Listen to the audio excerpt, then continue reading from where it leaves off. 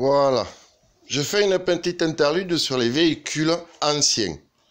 On peut voir, j'ai une AMI 8, d'autres, qui sont anciens. Et ce qui m'interpelle, c'est pour ça que je fais ce petit message.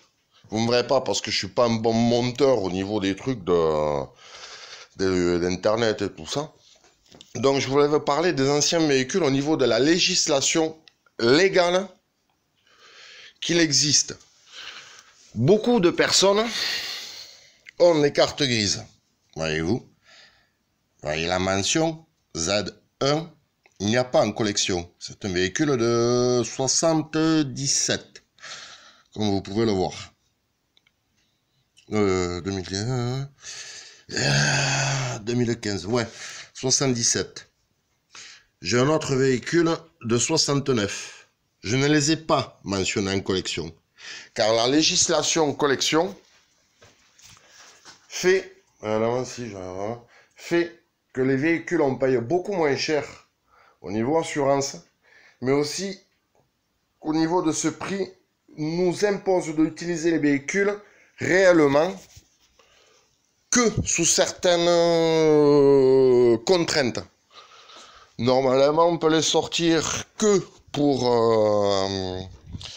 les concentrations reconnues en club. Pour certains comme moi, cas à part qui ne faisons pas partie de club, on peut les sortir que si réellement, quand elles sont mentionnées collection au niveau des cartes grises, on peut les sortir qu'avec qu'un papier de la préfecture, une déclaration de la préfecture.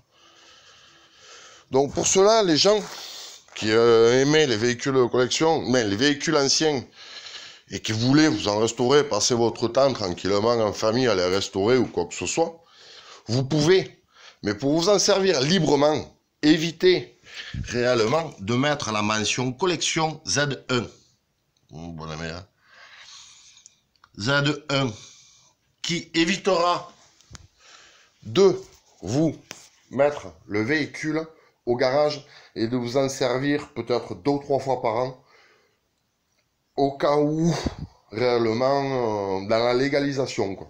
Parce que si vous venez à vous arriver malheur pour aller normalement sur le lieu du travail avec en mention collection, les véhicules ne sont pas remboursés. Vous n'êtes même pas assuré en base, vous-même corporellement. Et c'est une grosse bataille entre guillemets juridique que certains assureurs font et d'autres ne font pas. Donc évitez de les mettre en collection, ce qui vous permettra aussi, voyez-vous la Ferrari, là, moi, si je veux, plus tard, je pourrais sortir ce groupe moto-propulseur essence, l'amener dans un garage spécialisé et réellement la mettre en électrique. Ou là, bon, voilà. Parce que la mention collection ne sera pas mise dessus et j'aurai droit à la transformation. La mention collection bloque tout cela. Toutes les transformations mécaniques, tout ce que l'on veut améliorer sur un véhicule, enlève tout cela. Tout ce truc-là qu'on aime bien pour certains faire.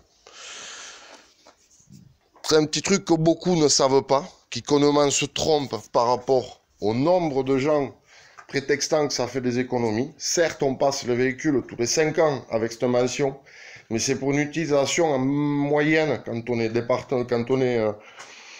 avec la mention collection de 2 à 3 fois par an, voire plus pour ceux qui peuvent déplacer plus, mais réellement que pour les concentrations.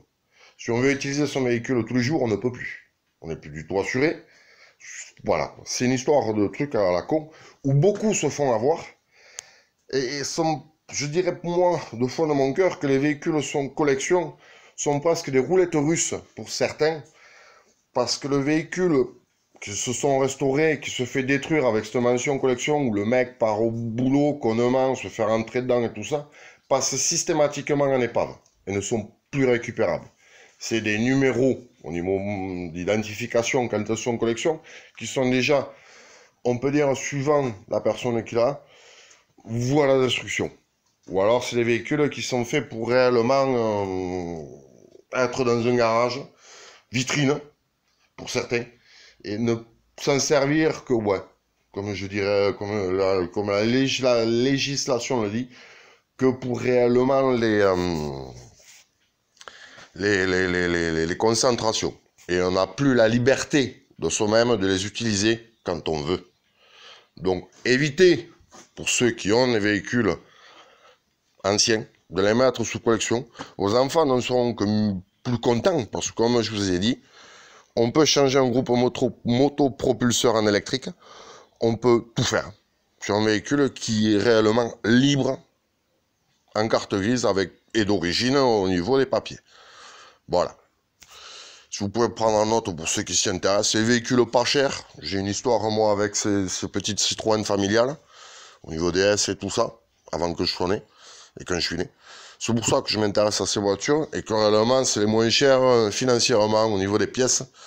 Selon les marques, il y a qualité ou pas, et voilà. Donc, voilà. Prenez en compte ce truc de collection pour ceux qui aiment les véhicules anciens. Et vous ne serez pas emmerdés, peut-être plus tard, au niveau des lois qui seront appuyées plus ou moins, parce que ça fait des années et des années qu'elles sont écrites. Je pense que j'étais tout juste né quand elles sont sorties, ces lois-là, d'assurance législative, ont mentionné collection, sur la mention collection de la carte grise. Sur ce, bon bricolage, et amusez-vous bien avec vos voitures anciennes.